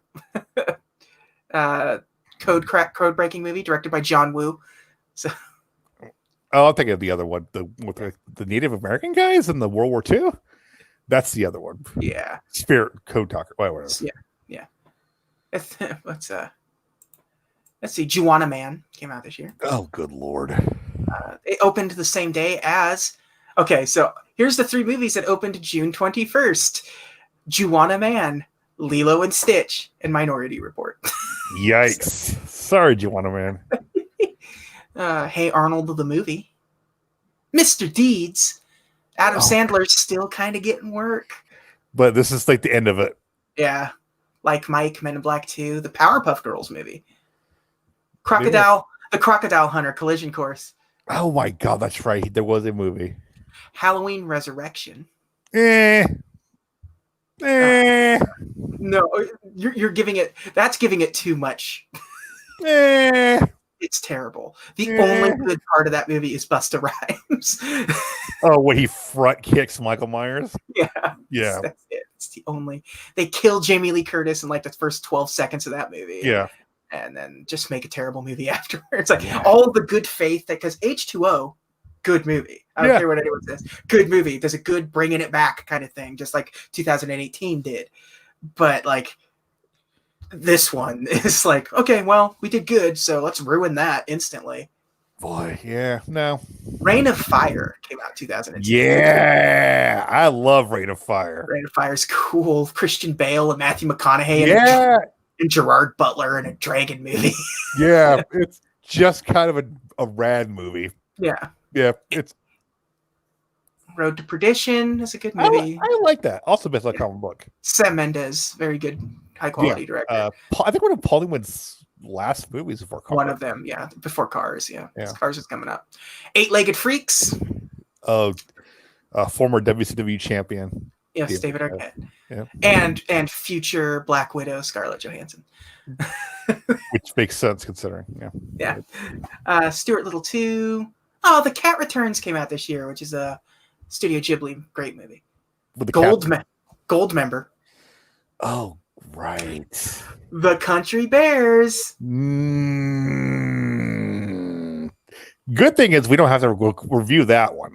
I've got some bad news. Yes, we will. What about the other guy that does the Star Wars podcast? Would he hypothetically be interested in doing? Absolutely not. Okay. We will only talk about it when we get to the theme parks. I will do the Droids cartoon if he does the Country Bears movie. Master of Disguise came out in 2002. Oh, that's right. That weird Dana Carvey. The turtle scene I was remembering. The Turtley Club? Yeah. Bo Derek is in that movie? This is like Dana Carvey was like unhireable after this. Like I thought it was the Dana Carvey show that made him unhireable. Well, yes, but yeah. I mean nobody was hiring him for a movie after this. Signs, Spy Kids 2, Blood Work, that Clint Eastwood weird Jeff Daniels movie. Yeah, where he just yells at a chair for 2 hours. Yeah. Triple X. Classic Vin Diesel film. Yeah. That's the one with the song by Gavin Rossdale. Yeah. Adrenaline gets me on the rail. You remember they used that song and they had like the Triple X like logo in the corner.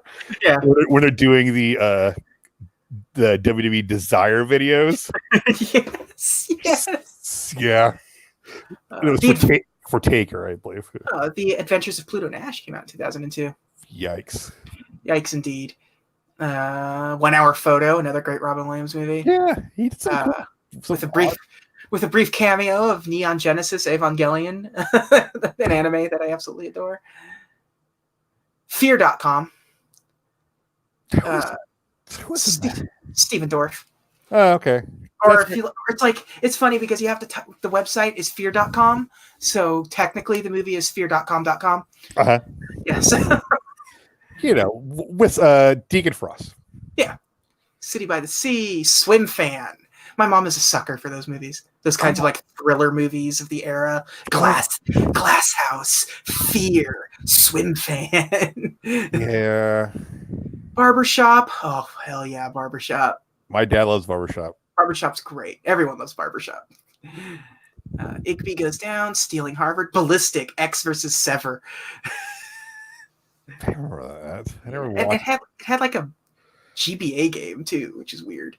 I remember they promoting it heavily when Raw was on Spike TV. Yeah, Spirited Away, a huge Hayao Miyazaki film that won the Academy Award. Hey, even I've heard of that one. Yeah. Sweet Home Alabama. Oh God, Reese Witherspoon And Josh Lucas and Patrick Dempsey. Yeah. The Tuxedo, that weird Jackie Chan, Jennifer Love Hewitt. That's right. Yeah, remember? Yeah, that was a thing. That certainly existed. Jonah, a VeggieTales movie. Oh well, yeah, we get this VeggieTales for it. Yeah. Are we gonna start our VeggieTales podcast soon? Absolutely, very soon. Got it. Red Dragon, the sequel directed Silence of the Lambs sequel. Yeah. That's the one with well, technically, wait, it's Red Dragon, so it's a prequel. Yeah, it's what's his face? Because Hannibal is the sequel, and it's got Edward Norton in it. Red Dragon is Manhunter. It's because it was originally made is Manhunter with the guy that played the lead in the CSI originally. I always forget his name. Yeah, well, and Hannibal Lecter was the cop, the lead, the chief of police from Super Troopers. Yeah. What is his name? He actually is like an established actor. Yeah. But he's also the bad guy in X-Men too. Yeah. Yeah. Yeah, Brian Cox. Brian Cox. Brian Cox. Yeah, Manhunter is the first. Yeah. William Peterson. There we go. I love Manhunter. I love Michael Mann movies. Yeah, it's forgotten because of Silence of the Lambs. But it's kind of the same movie, but kind of not. Yeah. I'm a huge fan of Michael Mann movies. One of my favorite movies of all time is Heat. Yeah, I want to talk about Heat. Yeah. So yeah. Anyways, Red Dragon. Yeah. Bowling for Columbine came out this year. Oh, geez, that weird Roberto Benigni Pinocchio movie. I don't remember that. Oh, if you saw it, you would remember the poster. I will send you the poster later, and you'll be terrified of it. So, okay, yeah, it's definitely Italian. Okay. So yeah, Pokemon Forever came out this year. Forever. That was the Celebi one. So, oh yeah, so that would have been Celebi because I know you get codes at the theater if I recall correctly. Yeah. The Transporter. Love that movie. The first Transporter, yeah. Transporter, yeah. Just absolutely giving us the gift that is Jason Statham. Yeah. And my mom is forever grateful because she loves Jason Statham. The world is grateful. Everybody's mom loves Jason Statham. Yeah. The Ring. There you go. That's what was the Japanese one called? Ringu. Ringu, yeah. It's very good. Both of them are very good. Yeah. And that also has Brian Cox. Ghost Ship. Oh man, the first R-rated movie I ever got to go see by myself. I remember Ghost Ship. But not Ghost Ship. The next movie on this list. Jackass the movie. There you go. I just turned 17 in 2002, and this is the first movie I got to go see in theaters without needing to have parental supervision. That was R-rated. Was that the one where Steve-O's getting the tattoo on his butt? Most certainly. I feel like that's every one of them, though. Well, they're out there and in the Sahara, and they're hitting every bump on the way. Oh, God. I loved Jackass the movie so much. Yeah. I have fond memories of Jackass the movie. I will watch some of the Jackass stuff still, and I'm like, it's not as funny anymore, but I still the memories are good enough. I Spy, the Santa Claus 2. Again, see, Tim Allen still getting work. Boy, that's a bad movie. That's as bad as the third one. I say there's still one more to come, buddy. Oh, yeah. Femme Fatale. 8 Mile. Great movie. The Eminem movie. Mom Spaghetti. Yeah. Half Past Dead. Harry Potter. Die Another Day. Friday After Next. Yeah, that's where they're like, hey, we don't need Chris Tucker anymore. Ice Cube, Mike Epps. We just recently lost John Witherspoon. That's right. Yeah, he just passed away. Yeah. 8 Crazy Nights, the Adam Sandler animated Hanukkah movie. That's right. Anything else interesting? Because there's Solaris. Treasure Planet comes out this year. Adaptation. The sequel to Analyze This, Analyze That. Yeah. Equilibrium, About Schmidt. Drumline, Evelyn, The Hot Chick. Is that the Rob Schneider one? The Rob Schneider one. Oh, God. Made in Manhattan. Star Trek Nemesis. Oh, that's the bad one. Yeah. It came out the same day as Made in Manhattan and The Hot Chick. That's the one with Tom Hardy in it, which you would think that's going to be a good Star Trek movie. No. Wrong. Let's see. It is the 10th film in the Star Trek franchise, as well as the 4th and final film to start the Next Generation. Yeah. They probably should stop after First Contact. Yeah. Let's see. What else? Lord of the Rings, 25th Hour, Gangs of New York. You know what? I like Gangs of New York. Yeah. Bill the Butcher's a good character. Yeah. No, Gangs of New York's great. Martin Scorsese's still doing it. Still, just The Irishman just came out. Fantastic movie. You're just able to just kind of pull this stuff off. I haven't seen it yet. It's great. You got to kind of cut out a good chunk of your day. Okay. It's 3.5 hours long. Oh, good Lord. Yeah. So, the Wild Thornberrys movie. Catch Me If You Can. I like Catch Me If You Can. Yeah, it's good. The Pianist. What's it called again, JJ? The Pianist. Uh-huh. And one more time. Roman Polanski's The Pianist.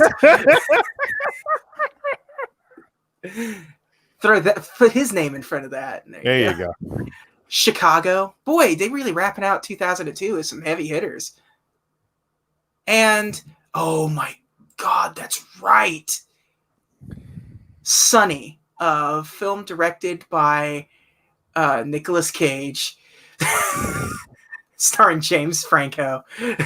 Wow, that just sounds like a god awful mess. Do you want to know who's a huge fan of Sunny? Is it you? Well, no. Tommy Wiseau, huge fan of Sunny. And it's sort of part of the reason why James Franco was a big hit with him to play him in The Disaster Artist. There you go. So, Nicolas Cage trying out that directing thing. So hasn't perfected the acting thing yet, but gonna jump right into directing. Listen, you got to see Mandy. he okay. To be fair, he is an Academy Award winner. He is an Academy Award winning Nicolas Cage. Mandy is one of my favorite movies of all time, probably now. And he's about to be in an adaptation of an H.P. Lovecraft story that looks insane, and I'm here for it. Is he Cthulhu? No. Oh, I'm Cthulhu. That'd be great. DJ, do you ever read any Lovecraft stuff? No. Well, just kind of, sort of, but the racism was a little bothersome. Listen, just because the cat's name, I'm not going to say the cat's name, but it's like the horror of Red Hook is one of the most racist things I've ever read. But no, he's doing Color Out of Space. Okay.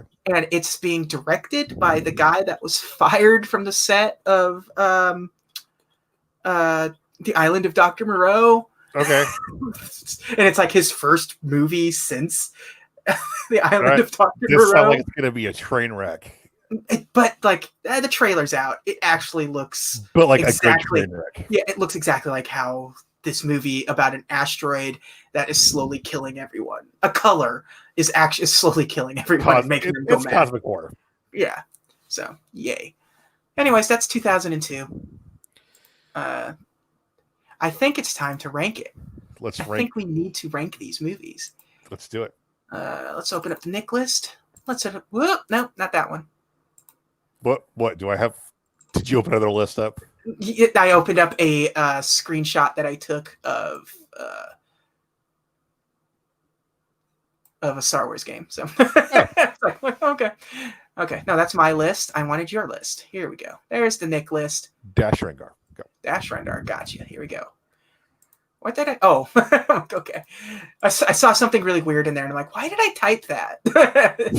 It was The Emperor's New Groove, but for whatever reason, I wrote The Emperor Strikes Back. It was probably a very funny joke to me at the time. Now it's just confusing me. You just let it lie. Yeah. Where do you want to start? Let's start like the number 10. So number 10 is Fantasia. No, it's not better than Fantasia. Great Mouse Detective. No. Mulan. No. Black Cauldron. Yes, I think I like it better than Black Cauldron. All right. Better than Black Cauldron. Better than I always joke with you because it's better than Snow White. It's just okay. So we say better than Black Cauldron. This movie is Lilo.